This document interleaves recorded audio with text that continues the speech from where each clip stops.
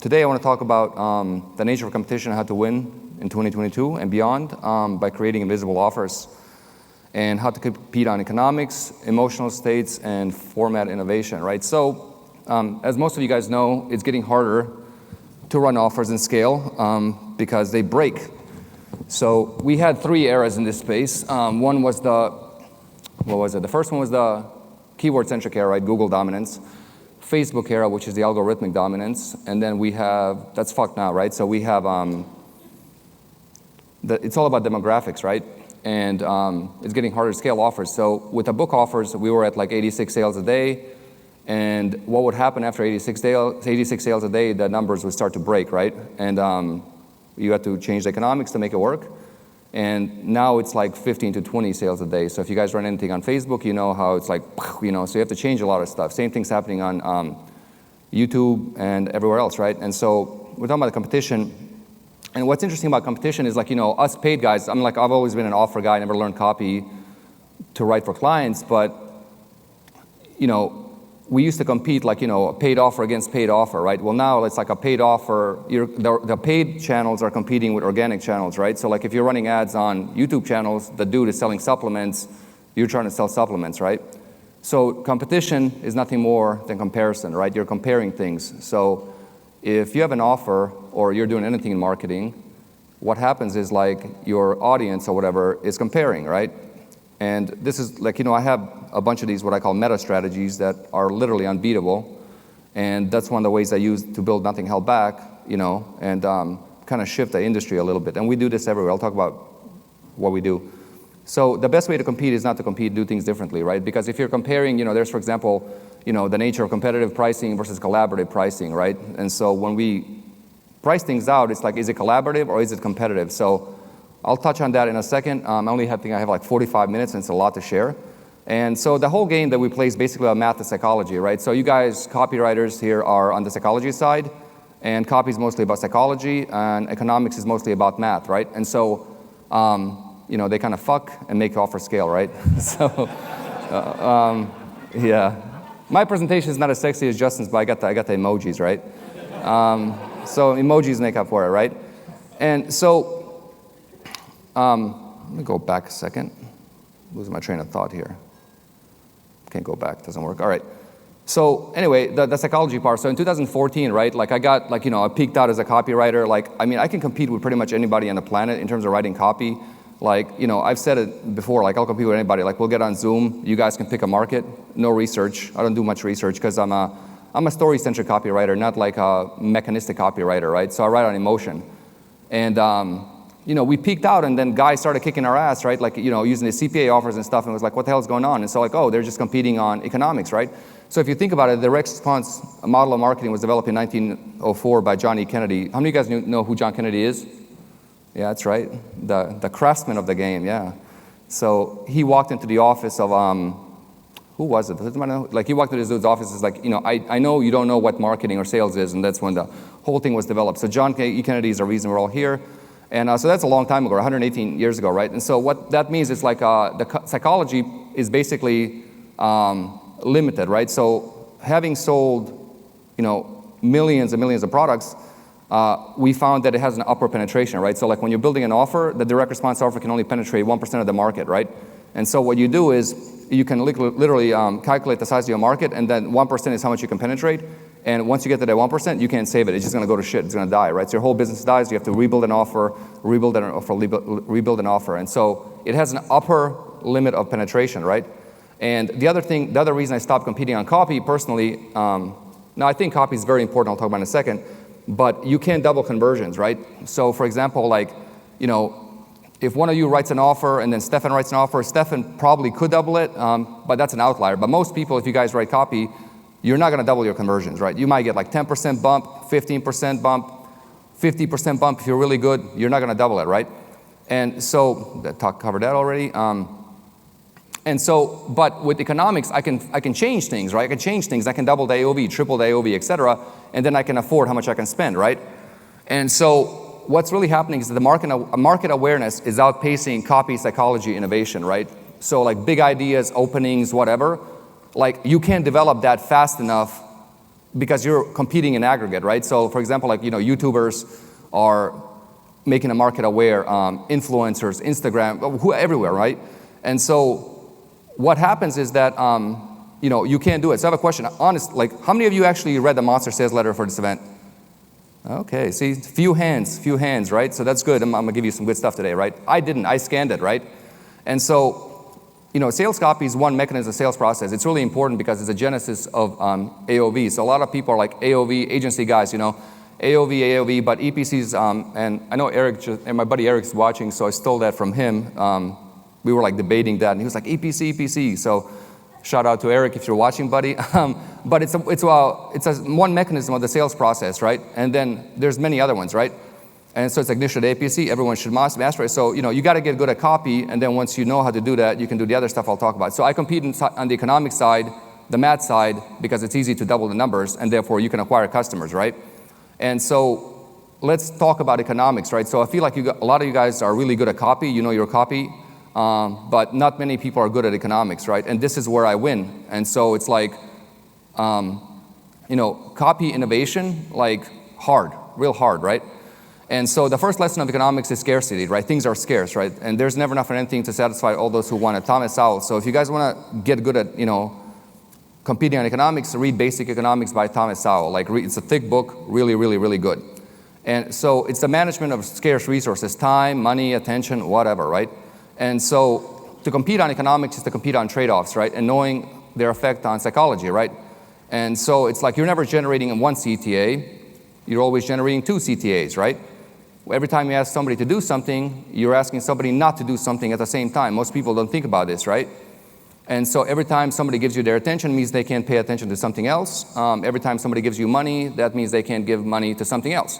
So it's a dualistic nature of doing offers, writing copy, building things that most people don't think about that affects things, right? And so how you optimize the funnel is on these trade-offs, right? So for example, checkout pages are reductionist in nature. You have to remove stuff to increase the checkout page conversion, right? The more you stuff increase it, doesn't work. And so every time, I've optimized the funnel, look at the checkout page, you remove stuff, it increases, right?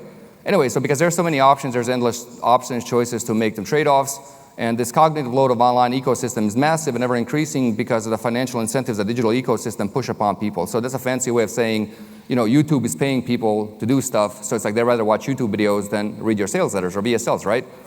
And so, you have attention economics, financial economics, decision economics, and so this concept of decision fatigue is one thing we really focus on because most people, especially supplement owners, right? Like you guys overload the shit out of your customers, right, on the funnel. Buy 3, 6, next you're gonna fucking truckload of supplements.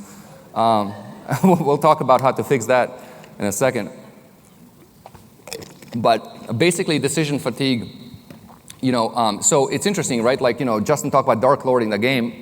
And the reason we kind of go with that because, back in the day when I grew up in this game, I guess, it was hard, like traffic was hard to get. So you had to really, you were competing with some dirty fuckers, right? And like, there were, it's hard to compete with liars, right? Like you have to be good, right? Or you get inducted to the FTC Hall of Fame, like a lot of my friends did. But, yeah, so anyway, what happens is like, on the front end offer, basically you have decision fatigue. If you increase the decision fatigue, what ends up happening is like they buy less because it's like ask them too many decisions. But if you increase the decision fatigue in the upsell path, you burn them out so they can, spend more money. So that's one, dark load trick for you guys. I do other stuff which I'll talk about. So basically decision economics, adding more stuff to the checkout page, like more bumps, more options, whatever, tends to fuck up the upsell path, so don't do that, like minimize it. So like either 2 choices and a bump after that is no good, right? And so checkout page simplification will lead to higher conversions. So this is gonna kind of go, I tend to bounce around mentally, right? And so I'm a lot better when I just talk versus like follow a presentation, I'm trying to follow the structure.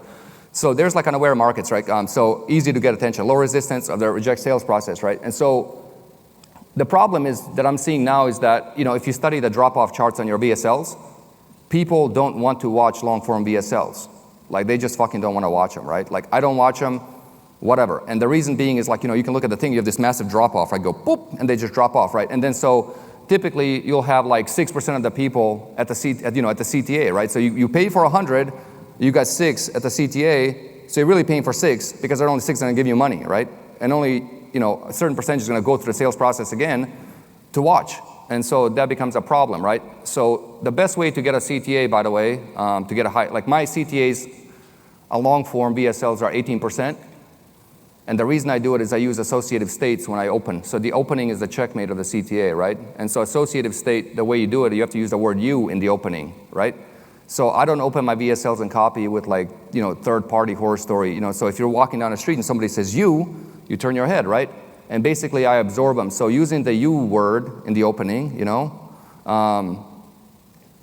has a lot of people at the CTA, which increases conversions and AOV and everything, right? But anyway, people don't want to watch long form. So, but most will read long form sales letters, they'll skim, right? Anyway, so that's an aware market. So if you have an unaware market where they're not exposed to a sales process, you can get them to consume the sales process, watch VSLs and do all that stuff. So this is typically true for the older demographic.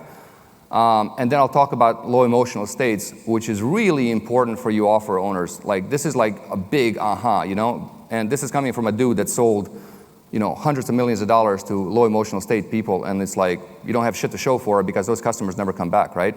So let's talk about aware markets, hard to get attention. So you got the unaware markets and you got the aware markets. So aware markets are people that, they're aware of you guys are an aware market, right? Hard to get your attention, right? So it's like if a marketing guru comes up with something, you go, whatever, fuck off, right? And so that's why with Nothing Held Back, I had to do it the way I did it because I couldn't get your attention, right? And so, most of you won't watch long-form VSLs. So I'm curious, right? Those that write long-form VSLs, how many of you do actually watch them, not for research, just watch them? It's like nobody. See, like fucking one guy, right? You must like him, yeah. So why are you writing them if you don't want to watch them yourself, right? And so anyway, what ends up happening is like most one won't read them, and they tune it out, right? And so younger demographics under 45. Now the problem with the older demographics, 45 plus, they're aging out. That's why Agora is having a hard time, because that market is aging out, right? We'll talk about that. And so this is thanks to everybody, trying to make money online, and the idea of self-replicating market. I shared it in a group. I'm not going to go into it, but basically, like, people want margins, so they just copy whatever monkey see, monkey do. And so it's getting harder and harder to sell using a traditional sales format because there's fewer and fewer unaware markets, right? So the more offers come out, the more copy you get better at copy. The more you do, the harder it will be for you to make money, right? And you'll have this like, and by the way, guys, like the way the market changes, like the market psychology changes, is you'll encounter checkout page resistance. Like all things being equal, if you have checkout page resistance, the market psychology has shifted, right? So pay attention to that. So like if your offers, if the CTAs are watching through, they're going to checkout page, that goes down, the macro psychology, you have to address that, right? And so, Justin mentored my buddy Jay, and how many of you guys know Jay Debo from Trade Secrets? Yeah. So I mentored Jay and built like 3 of his offers, his first 3 offers in the game. So we've been like great guy. And he has this great saying, it's people, love to buy, but they hate being sold to, right? So what happens in a sales process is, as soon as they detect it's a sales process, right, their brains start to tune it out. They know what the deal is, right? So Stefan's talk, like, I don't know if, like, you guys, you didn't hear too much enthusiasm, but there should be, because like his talk was perfect, because what he talked about, the big idea, is in a macro scale of what I'm going to talk about. His is a micro, mine's a macro, right? Because if you look at the way he does it for the big idea searching, he's searching for a way to hide the sales process, right? And so if you can hide the sales process, you can get them to watch, right? Okay, so if your customer's aware of the sales process, you lose the power. And so the only way you can make money is if you're in control of the sales process. If you're not in control of the sales process, then they're in control of the sales process and they buy on their own terms. So you guys know like customers that like, copywriters, right? Like clients, right? You guys have clients that are like, I'll buy next week, I'll buy, Thursday, I'll buy in 2 months, right? That's the client being in control of the sales process, right? So when I do consulting and clients go, I'll do it like this, I'll do it whatever, I'm like, nope. No, because I don't let people buy on their terms, because I'm always in control of the sales process, right? Changes the relationship, fucks it up, right? So anyway, if they're aware they're being sold, hard to sell them. So awareness of the sales process equals resistance and rejection of the sales process, right? So remember that. So if they're aware of it, hard to fucking sell them, right? So everything you guys do in terms of copy and everything is basically trying to hide the sales process, right?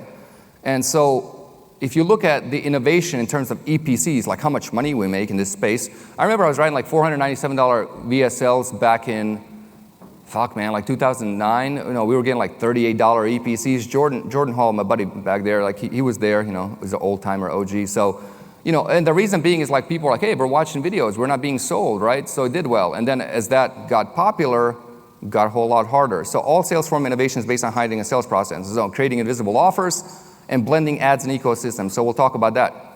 And so this back thing doesn't work. Whatever. So anyway, you hide the sales process and the innovation, right? So if you think about webinars, right? That was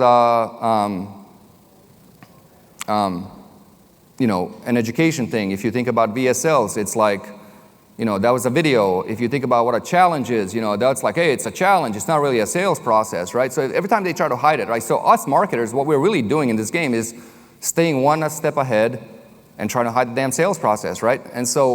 And then you got to get attention, right? So I have a different framework for selling than like, the traditional attention, interest, desire, action, whatever. But one of the components is attention, right? Because without attention, you can't get money. And so nobody seems to know how to get attention, right? How does the brain work when you get attention? So how does it work, right? So what happens is like when you say something to the brain that's that's unexpected, they pay attention because it goes inside and it starts searching for like what, for reference, right? So if I say something like pink elephant, you go, whoa, that's Seth Rogen's book, right? So like it goes searching in the brain, looking for that something, can't find it, and then it's stuck watching the damn VSL, right? So that's why we associate with states and use the word you and saying something unexpected, and what happens is the brain can't find the answer, so they're there looking for the answer, right? So if you look at the structure of attention in terms of headlines, VSLs, and everything, this is it, like boiled down to a beautiful, simple thing. Attention is instantly generated when something unexpected taking place. And there's only two, there's like survival state and, survival and reproductive, inside. So anyway, next up with attention is like, if you can isolate attention, you have price elasticity, right? This is a really big one, right? So this is why phone, you can sell $5,000 to $10,000 shit on the phone, and you can't do it on a VSL, right? Some can, maybe, but most can't, right? So in essence, what your upsell path does is isolates, attention isolation, right? And so what happens is, as you isolate attention, you can increase how much you charge for it, right? And that's basically, it's like taking them out of one environment into another, into another, into another, into another, into another, right? And therefore, the more isolated they are, there's no distractions, they can focus on it, right? And so, attention isolation equals, price elasticity. Sales formats has massive effect of, so for example, like, text sales letters, 5 to 97, VSLs, 37 to 97, webinars, 997. You can see, right, like how each price is higher based on isolating attention. And then also, like, if you look at the stages of format innovation, right, you have like 1904, right, like, newspaper ads were articles, right? Gary Halbert sent letters. He didn't sell sales letters, it was letters, right? Teleseminars were seminars, infomercials were TV shows, webinar were training events, VSLs were, content videos. Strategy calls were strategy calls, but they were basically sales pitches, challenges were events, and Facebook groups were pitch groups now, right? And so we all resist it, right? And so all format innovation is based on hiding the sales process. That's it, right? Just hide the sales process. And there's different ways to hide it. You don't have to just go, I'll talk about like 3 formats, and I'll give you guys the templates. You guys can swipe them. But basically, that's it. And so if you can do this at scale, you instantly win, right? So once you tap out the sales process, you shorten it to extend its lifespan, right? So once, there's no way to innovate it, you have to shorten it, right? So with VSLs, I'll talk about in a second, it's like we're doing these 10-minute VSLs that are converting at like 4%, right? Shortening it, right? And so once that doesn't work anymore, you basically go direct, think hybrid CPA, e-com, long-form sales letter, marketing. I'll show you a page we use for that. Converts very well. So basically, innovation stage is like creating an invisible offer, right? Hiding a sales process. And then visible is the saturation when the offer is visible, right? So as soon as everybody knows what it is, they reject it. It gets a lot harder to get money out of people, right?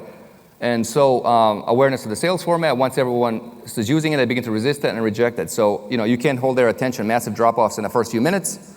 When they become aware of the sales process, the CPAs go up a lot, especially on paid media.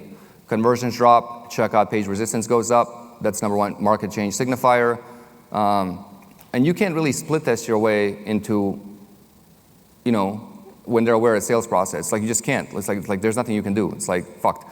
So as far as split testing, by the way, you really have to know your psychology of the person you're split testing, right? Like older white dude, very different than some like, younger woman, different. And so what most people that I work with, mentor, or like consult with, whatever, on teams, I see people split testing just like throwing shit at the wall, right? Without any thought. And so if you want to split test, you really know the psychology and then study the demographics, right? There's 2 great books called, I think like Stages of a Man's Life and Brain Sex. Like those are really good to know demographics. So the formula for format innovation, right? So there's a formula for this. And basically, it's information consumption behavior sets the buying behavior. That's it, right? So internet is nothing more than just like a bunch of information being consumed, right? So the sales process is a mirror image of a content consumption process, right? So the attention game, so the attention, whatever. So here it is, like attention span plus the network, the offer lives, maturity, sophistication of the market format, right? So basically, like what is the information being consumed and what's the attention span of that information? What's the network? Right? And what's the sophistication of it? Like, what do they know? And that's the format. And we'll talk about that because, like, I took Scott Phillips' offer. It's to like $3 million a month in like 3 weeks doing this. So it's pretty good. It works, right? So it took him from like 100 grand to 3 million in 3 weeks. Yeah, with one move. Cool. Anyway, so pay attention to where attention on the network is going. Hide the sales process because then it's going to resist. They know it. And so it is content consumption behavior, network the offer lives in, plus maturity equals the sales format. That's it. If you can innovate the sales process, you can hide the sales process, and then you have massive price elasticity, you can scale your offers, right? And so I had somebody ask me, like, what format do I use in what network? Do I use a podcast VSL? Do I use a text letter? Do I do this? And basically, you have to figure out the attention span of the network, right? Like, what's their attention span? And figure out what they're aware of, then develop a format they're not used to, and then remember, competition is nothing to comparison, so they can't compare it.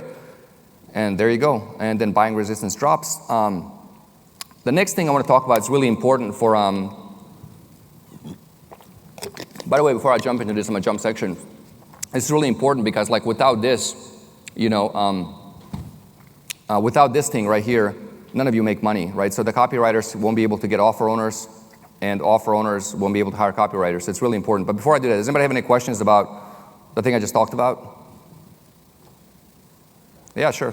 Yeah, you mentioned the associative state and how getting them into that would basically checkmate at CTA. Yeah. Can you expand on that a little bit? Because Yeah. really fast on that, and it's a really big concept. Yeah. So basically, you have 2 things. You have an associative state and disassociative state. When the disassociative state is basically a state where somebody's not interested in something, right? And so, like and it's going to talk about what I talk about in a second, but like you can't get them to associate. So what it does is like the time distortion principle comes in, right? So basically like your 10-minute VSL or 30-minute VSL feels like 7 hours. It's torture, right? They're not into it. So, I'll talk about like, the horror openings and all that shit in a second, but I like to use the word you, right? In my openings somewhere, like you, do, whatever. Like, so it's like, I don't know. It's like I'm trying to think of someone's I wrote, I don't know, like you got a problem and you don't even know it or whatever, right? I get them like that, right? And then I basically, you drive that and then basically you get them hooked. You get them to associate with the problems because you use the word you're talking to them, right? And then they get associative. And then basically when you do that, that blends better and then you'll have over 10% at the CTA.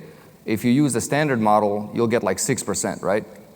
So speaking of that, like what we're doing now with tracking and scaling and everything is like, the model is like, you have a click on the front, right? And then you have, somebody has to watch the damn thing and then go to the checkout page, right? And the pixel fires off, right? So years ago, this was like 2009, 8. What we used to do was basically, how you have a long form sales page, right? You have a sales page. And then as you would scroll down, we had JavaScript pop up, right? And basically, it would optimize based on length. So what we did was like we looked at the probability, right? So if you read, for example, 75% of the sales letter, there's 90% probability they're going to become a buyer, right? And so the pixel would fire off at that. And so we optimized the network to get us 75% viewer, and then the rest is cake, right? Now you take your testing budget from, whatever to like very little, right? And the testing is faster, So we're doing the same thing now with VSLs. Is like you have the pixel, like first you look at the probability, okay, like at what point you look at the buyers, right? So it's like almost like you invert the tracking. So at what point do the buyers convert, like how much they have to watch on average, and then you optimize the pixels so when they're coming, You get that? Yeah, okay, cool. So, yeah, anything else before I move on? Sure. Yeah, ask. Yell.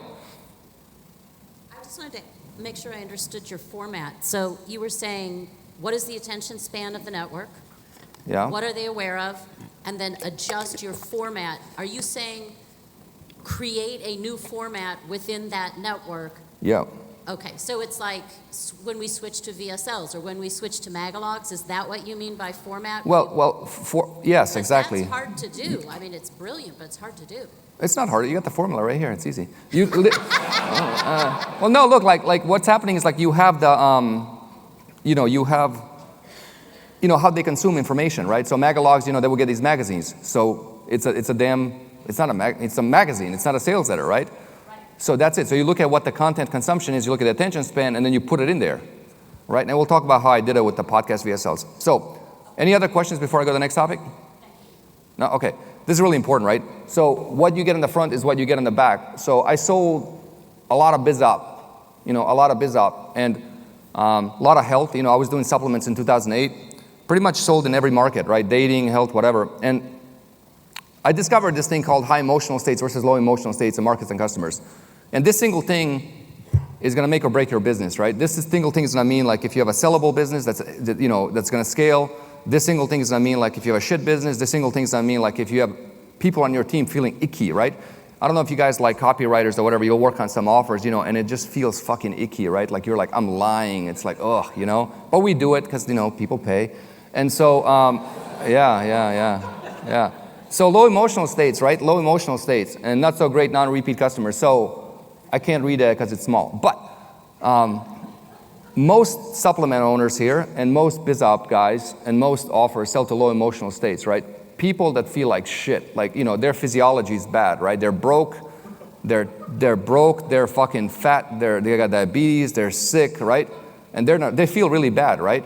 And what happens is like they're mostly away from, they're in pain states, right? And so low emotional state is hidden because I'll talk about it in a second, but like tricks like speeding up videos, that works on low emotional state customers, right? It generates the customer. And, they respond to the only choice given, right? So low emotional state customers, that's the list right there. They don't make good customers. High emotional state customer, great customers. So like, every single person here is a high emotional state customer, right? Because obviously you guys give a whole bunch of money to Justin and Stefan. And, they're mostly in desire states, pleasure states. They're making an educated decision versus a low emotional decision. You generate a smarter, more conscious customer versus an unconscious, less smarter customer. High emotional states hold you accountable before they buy. The guarantees is that their time trade-off. Is this worth it versus not like, can I get my money back, right? They also focus on opportunity cost. High emotional state customers are repeat buyers. High emotional states dwell in solution states. So like low emotional states are problem states, right? And so the thing is, there's this thing I noticed, like, in this industry, in direct response, the great flaw of direct response is like, we always want more customers. We always want to scale, right? It's a one-dimensional view of scaling because you're just, getting more people. Well, what the hell happened to all the other people you got? Why aren't they giving you money, right? Like, so I had a guy, right, like, he paid me like $100,000 to do an offer, and I'm like, all right, let's get some testimonials. It's like he has like, 200,000 customers and they can't get like 3. I'm like, what the fuck? Like, where are they, right? And it's low emotional states, right? And so it's like scaling is two-pronged approach. It's people giving you money over and over. They gave you money, and then you're getting new people. So you're compounding it, right? That's scale, right? Most direct response is just getting more customer. I'll talk about that, which is basically the first acquisition versus, repeat acquisition strategy. But basically, high emotional state customers, that's what you want because they buy and over again. And so the thing is, like, high emotional state customers resist and reject the trade in their attention when they know they're being sold to, right? This goes back to the awareness process. So as soon as they're aware and they basically go, nope, not watching it, right? So what ends up happening like on a VSL, you'll get like 99% low emotional state customers, right? And that's why you guys have to go 136, 17 bottles on the upsell path, get a truckload of supplements, like the hell, you're fucking starting MLMs, right? So, and so like, they don't come back, but basically they reject it, right? And 95% of your repeat business is from your high emotional state customers, right? And this is really important. And so you guys gotta focus on, and by the way, on a text sales letter, you'll get more high emotional state customers because what happens, they actually skim, they don't read, right? They skim. All right, cool. And so most scale on first acquisition strategies, meaning like, just get the customer over, burn them, get them, burn them, get them, burn them, whatever. If you look at, like, for example, like Golden Hippo or Advantage Health, like, you guys should study Advantage Health, the health guys. I think they're bigger than Golden Hippo and way better. And they're monsters, dude. Like, Advantage Health is huge. And if you guys want to know, like, great ideas for health hooks, go study Ray Peat. There's a guy named Ray Peat, like a huge contrarian, like massive, right? But anyway, most people scale on first acquisition strategies instead of repeat, right? And so there's always, it's like, I need more customers, I need more customers, I need more customers, right? Instead of how do I get to that point where I have plenty, I don't need more customers, right? That way you can raise your prices, you can do stuff. Anyway, and so there's 2 new formats, they're crushing it. And so one is the podcast VSL. How many of you guys seen that? Yeah? Okay, good. Bunch of you, yeah. So we just basically, Scott Phillips, is working with him. And like, the idea was to do a webinar or whatever, VSL, and he's talking, whatever. And I'm like, that's it, man, that's it. He's like, what do you mean, that's it? I'm like, that's the whole fucking thing. Just record that, right? And they recorded it, $3 million a month, real quick. And it works because it blends the sales process, right? So look, it's like YouTube. What's YouTube right now? Podcasts. They want to watch podcasts, and so you just give them a damn podcast to watch, right?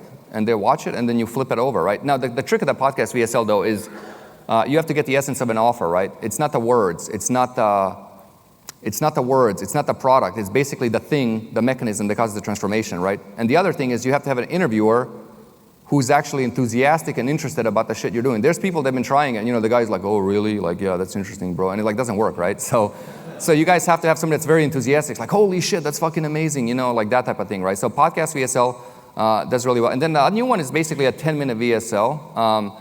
So the idea of a 10-minute VSL, for years we were looking at, upsells convert, they're fucking short, right? Why can't the front-end VSL work? And then, like, if you look at the drop-off stats, you still have 50%, 60% at 10 minutes. So we were like, well, what happens like if you just did it 10 minutes? So we finally did it, and it's like 4% conversion rate. Now, your AOV will be lower, right, because it's not enough intent, but you get the high emotional state customer. By the way, podcast also gets high emotional state customers, better customers, right?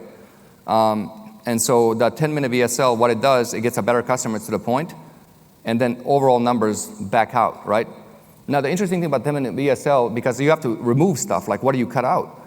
So, like, when we cut out like a lot, some are blind, whatever, but if you take stuff out, it has a mirror image of the customer in the back, right? So with the one we did, like, we just made a bunch of claims without backing them up. They were kind of like pseudo claims. And the customers on the high-ticket phone team selling like $8,000 shit were like, oh, yeah, why not? Let's just fucking try it, right? Like, their convincer model was interesting, right? So I could talk about, I only have 14 minutes, man. I can talk about it for hours. But, like, like, are you guys enjoying this? Yeah. All right, cool, yeah. Yeah, I don't know. Thank you, yeah. Hold on. Yeah, this is interesting to me, right? Like, I don't know if it's interesting to you guys. I love it, yeah. But anyway, so you have more bodies, you go in there. So what's next? Let's see. Yeah, and so we'll talk about like pages, and I'll give you guys some links you guys can swipe. But I want to talk about something really important, right? That's like convincer models, right, of copywriting, and like how somebody becomes a great copywriter versus a mediocre copywriter or not a copywriter ever, right? So I'm ashamed to say that, like, I only read Stefan's copy like a month ago. I never looked at it, and he sent them. I was like, let me see what the hype is, right? It's pretty fucking good, right? And and I realized something, right? Like, and I was like, okay, so if I wanted to sell Stefan, how would I sell him, right? So the way Stefan writes copy, right, is how he buys, right? All copywriters write copy the way they buy, right? So I'm an emotional story buyer, right? If there's like a story about some shit like that's like exciting, and I'm like, man, it's like, take my money, right? But it's a bunch of facts. I'm like, oh, I'm gonna go research, whatever. I'm not interested in that, right? So the nature of convincer models, right? Like, so if you learn to write copy, what happens is, like, if you have the same convincer model as Stefan or somebody, right, as one of us, the guru, big dick gurus, right, we call them, right? Then you'll do great. You'll do great, right? But if your buying patterns is like mine, like emotional buying pattern or story pattern or whatever, and you don't have the same buying pattern of somebody teaching you, you got to be aware of that, right? Because it just doesn't click, right? So if you know that, you'll be able to adjust the copy, right? So everything you're learning here, this is a great program, right? You can just adjust it and it'll level you up, right? And you'll do a lot better. And so that's one interesting thing I've noticed about people. I've had people come to me and they're like, I can't fucking write. It's torture, right? I'm like, well, let's change a few things. Like, let's make you a, story-centric emotional writer. It's like, wow. It's like, holy shit. This is like, it's like become really great copywriters, right? And so some formats, right? So basically, like I talked about, like, one of the highest formats I have is the automatic clients one. We've done like 80, probably over 100 book offers on this one now. Before the algorithmic update that fucked everybody, it was 18 to 25% conversion rate. Now it's 8 to 15, sells to 5 to, supposed to say 97, say 57 product. And basically this allows people to pick, right? So like what it does, if you look at it, like the top is like a short sales format, and then it expands into a long sales format, right? So everybody, because with convincer models, people are convinced differently, right? And so like what might convince you might not convince me or somebody else. So if you give them the choice, they tend to buy more, right? So that's that. Podcast VSL, completely new sales format for the aware market, unaware of it. That's Scott's right there, URL. And then we have the 10-minute VSL, condensed sales format for aware markets. This one is really good. I think this is gonna be a future of copy, right? So I wasn't gonna put the fucking link in there, but whatever. If you just go to 10minutevsl.com, there's an opt-in. I'm gonna sell you shit. No, I'm kidding. There's no opt-in. I literally bought the domain 10minutevsl.com, so you guys, because I know everybody's like, can I see it? I want to see it in action, right? So steal away, my friends. Swipe it, whatever. I don't care, Jack it, whatever. So 10minutevsl.com. I didn't edit my presentation, but you guys can watch how it's done there, and you can see like we strip out a lot. And then if you read that post I had, you can see the structure. You can combine two. You guys are smart, right? The other big thing I learned about building funnels is the compression of funnel economics. It's all about how many buying decisions you can get them to make without burning out, right? So the premise is basically you want to give them choice, like self-sorting, upsell. Supplement guys do this well, right? Like 1, 3, 6, whatever. Give them choice, but you don't want to get them to make the choice. You don't want to get them to make the choice over and over again, like one this, one this, one this, one this, one this, one this. You want to give them more choice, less decisions, less pages, right? And so if you think about how your customers give you money, they're just making decisions, right? Buying decisions. So if you can accelerate the amount of buying decisions, the more money you can make, the more you can scale, right? And so that's that. Some other cool things we're doing, you guys are, a lot of you are in the Nothing Held Back group, but self-sorting upsells, rent and offer models. One thing that's really crushing it right now for Scott is like, most people, what they do is they'll, do a deadline funnel. So what we do is we do the same thing, but it's like we keep the offer as is, right? So I'll give you a story, right? I went to buy something, right? It wasn't much, like 20 bucks. And then I go there and it's like fucking shipping is like $12. I'm like, what the fuck, right? And I'm like, I left a bad taste in my mouth. So I was like, okay, it's like I felt this feeling being on a checkout page. I'm like, well, how would I do it? How would I fix it, right? So I inverted it, and what we did was like you go to the checkout page, and there's instead of a timer, it's a deadline funnel, and instead of like time, it's like you lose a discount. So it's like a $100 discount, and you lose 10 minutes. You lose like $10 every minute or something to make a decision, right? So what happens is like checkout page converts like 30%. They go there, right? And so when you do this, it'll double it, and then the back end pops off, right? You guys get that? So it's like you keep the front, you discount the checkout page, the back takes off, right? So we're doing that. 2 VSLs in one. Like if you want to have a super long VSL, you can have like a short form VSL, like a 5-minute in the front. You basically have the opening, build up, and the close, and then you shoot them into the big VSL. That's good. Back-end events, challenges using pricing strategies. So like, for example, everybody has this like events and challenges and shit, and then it's like, it's $1,000, right? So the model we're using is like, it's $500 to $2,000, but we're only gonna take the top 20 people that pay the most, right? But really, we take all their money. So, yeah, and yeah, and I got that like buying fucking real estate, like they made me compete, and I was like, damn, this is like, and I was like, man, it's like, it's like I have to put these offers in and shit, and I'm like, well, let's use it over here. It's like, okay, great. It gives you a better spectrum of people, because you have people that will pay $2,000, you have people that pay you $500, you have people that pay you whatever, right? And so, yeah, the other thing we figured out was how to do downsells right.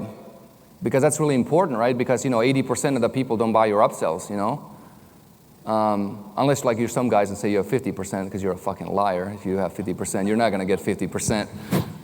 So downsells, right? It's when people say no, they go into this no track, right? They don't buy shit. Like it's really hard to get them to turn around, right? And so what I realize is like the downsells are done wrong because it's just a link to say no and then they're kind of done, right? So we're changing it so that like you click it, thing pops up and it's like, why did you say no? Was it too much money? Not enough information? Wasn't a right fit? Whatever. Then they go from their process. So basically, we treat the downsell process as a renegotiation process, right? Big lift, fixes your funnel, huge numbers, right? So it's a renegotiation process because that's where the money's lost, you know? What else are we doing? Associative openings, we talked about that. Our call booking process is sick. How many of you guys do high ticket sales? Yeah? All you should be doing high ticket sales, all the money right there. So, you know, we have a guy in the artist market doing like 8x ROAS, and on the front, by the way, using the automatic clients model. And, you know, we have people in the dating space, whatever. So what we do is like, okay, with the dating, with the artist guy, right? It was like basically like, hey, book a call. You know, they know what's up, right? They're like, I'm not going to fucking book a call, right? And they're like, what is this, right? And so what we do is we do a flip over, right? This is going to end up in being people's fucking products as they're whatever. So that's why I'm like hesitant, because it's like, you know, people are like, oh yeah, I invented this. Like, yeah, sure you did. And so what we do is, like with the art stuff, we're like, hey, you know, how much is your art worth, right? And they go on the phone, they're like, well, it's worth, you know, of course it's worth $1 million. Want to learn how to fucking sell it? And they go, yes, you know, and so that's how you do it. You do the flip over, right? You give them something, some type of evaluative statement, and then you flip them over, right? And so, you know, we're doing that for Scott's backhand too, doing really well. I think there's like, I want to say like, you know, I know the artist guy has like 75% booking rate on that. Like it's irresistible. You get way more people on the phone, right? And so, you know, you can do it, and you know, you can modify this, but that's that. Yeah, we have 4% CTR on YouTube. I can talk about that. A lot of you guys run YouTube traffic? Yeah. Okay, you guys want to know how to get 4% CTRs on ads? Yeah, okay. Well, too bad. No. You guys selling shit. No, I'm kidding. I'll tell you. Basically, we talk about blended ads. You get a news clip, right? So I was the first one to do news clips on VSLs back in 2008, 9. And if you guys want to know how to like direct your VSLs, you have to study movie trailers, right? Because movie trailers directors are different than movie directors, and they get paid most, right? More. So study movie trailers. So we literally said, let's look at movie trailers, and that's how we did our VSLs. And they work very well, right? And so what we do is like we're using news clips, right? So for example, with Scott's thing, it's like, you know, Russia invading, you know, Bitcoin going up, learn how to get in before it's too late, you know, before the war is over, shit like that, right? And you can do this in any market, right? And then the other thing is the formula we have, which is like you agree with the market and then you create a juxtaposition, right? Remember, you say something that, you know, they don't expect, but you have to agree with them. Because typically, like if you disagree with an aware market, they reject it. But that's not true. And so yeah, it's true, you know. So for example, with Scott's stuff, it was like, what was the ad? It was like, you know, while everybody else is losing money and the market's going down, you know, we're buying $1 million worth. So you agree with them, then you flip it over, right? And basically they get absorbed into it because you cater to their bias, right? You cater to their bias. That works really well. Honestly, I have like 1,500 pages of notes, so I could be here for like a week talking about this. So it'll get dripped down in time to come. But yeah, that's the cool stuff we're doing. Any questions? I have like 3 minutes left. No questions. Okay. Oh, there's a few questions. Okay. What was the website URL for the podcast VSL? GiveMeYourMoney.com, bro. Okay. No, I'm kidding. No. 10minutevsl.com. Oh, podcast. I can't. The thing doesn't work. CryptoMillionairePodcast.com. Oh, there it is. Hold on. There it is. I've been trying that for like an hour. Yeah. Yeah, you can have the slides. What? No, I'm kidding, man. Whatever. You know, that's interesting thing about you copywriters. Like, if you really want to, the only power your client has over you is to give you money. You take that away, and like, you got all the cards, you know. So, that's what you should be doing. All right. Any other questions? What's up? Yeah. So, when does the paid nothing held back group start? Oh, well, yeah. I can't, we're building a big platform. It's 178 sections. We have 20 full-time people on it. Massive, massive, massive project. So it took a lot longer because like, when I build stuff, I want to be proud of it, and like, I wouldn't buy it unless, I wouldn't build it unless I want to buy it, right? So we're going to do 2 launches. We're going to have like a static launch, which is basically like, that will have a dynamic site. Like inside has like a matching engine for like, if you're a copywriter, this, you can find people, full swipe file, live split tests, tactics. Yeah, it's crazy. It's like, it's going to be the industry standard. Like when it's come out, it's huge. Sign up today and save 95%? No, it'll come back. It's interesting too about the pricing stuff around it, right? So it'll probably be like $500 to $750 a month, and it was like, why, right? And so most people don't know how to price stuff. And so, either you have competitive pricing or collaborative pricing, right? It's really important because like if it was 97, it'd be like, the comparative value would be to ClickFunnels, right? Then it's like for $1,500 or $2,000 a month, whatever, it'd be competing with these guys, right? That's competitive pricing, not good, right? So we use what I call collaborative pricing. Like you want to basically price your products where they fit into this like perfect area, so people willingly give you money. So there's a comparison. You have comparison here, you have comparison here, and then it works really well, yeah. Yep. Great. So what is your favorite checkout platform right now? Any of them. They're all the same shit. Like really just they're all two. Huh? Doesn't feel like it. Well, we use Infusion, right? Like we use Infusion because we like their API, and we can do a lot. We can do tagging, and we do everything custom. So, some people like Connective. I think their customer service is shit, so I don't use them. But I like, I like Infusion. Well, I tried to sign up for Connective like 5 times, and the guy wouldn't like. I couldn't get in touch with him, so I was like, fuck it. Yeah, please ask as much as you can. Yeah, so I'm curious about your checkout intent amplifiers. So when I talked about this with you in the past, and you told me that you recommend doing free bonuses, like if you check out now, you get access to this. Is that something that you're still doing in the BizOp or Make Money space, or what are you seeing work for this? The BizOp space is largely a low emotional state, right? And so what you really have to do is like, the only way I can reconcile the equation in BizOp, because whenever you write BizOp, like on some level you're icky, right? Like you're like, fuck man, right? I'm just gonna work. I mean, so you gotta sell them what they want and then give them what they need, right? And so you have to change their low emotional state to a high emotional state. That's how you keep them, right? And you basically, that's, you got a concept of called power over versus power with, right? So power over is like, guru on top, minions at the bottom, giving money, right? And the problem is like that doesn't work because it's like you have power over people. Power with is like, you empower people. So because the thing is like whenever you create a customer, it's like you create so many other things. Like you create a referral, you create an advocate, you create a repeat customer, you create everything, right? And so for low emotional states, that stuff works great. For high emotional states, no. It's like they don't need gimmicks. It basically kicks them out of the sales process. When you buy an Amazon, right, it's like, does Amazon use bonuses and shit? No, right? It's like, because 99% of the world's commerce works with, outside of direct response, right? And so you have to look at that, Yeah. Can we hire you as well? Huh? Can we hire you as well? Maybe. I only do my calls on Fridays. So if there's time, yes. Otherwise, no. Yeah. Cool. Yeah. Anybody else? Alan, Yo. Is that God? I'm waiting patiently. That's God. Who's It's talking? God here. Want you to know you have a great group, and I love being in it. I'm back here. This way, other direction. You can't. Where? Right here. Stand up. So, my question is, you said something in the middle of the presentation where you said that attention in isolation equals price elasticity. Yep. So my question is, does that mean that you try to match the attention that you're trying to capture like off the bat, and then the price goes down if there's less attention?